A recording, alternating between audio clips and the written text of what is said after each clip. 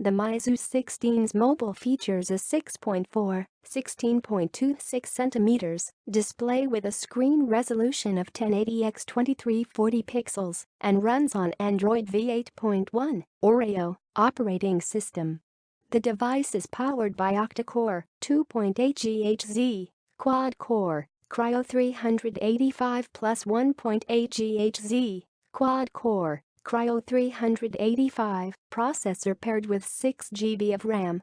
As far as the battery is concerned, it has 3200 mAh. Over that, as far as the rear camera is concerned, this mobile has a 12MP plus 12MP plus 5MP camera. Other sensors include light sensor, proximity sensor, accelerometer. So, does it have a fingerprint sensor? Yes, it does. For graphical performance that can make games run smoothly, this phone has got a Adreno 630 GPU.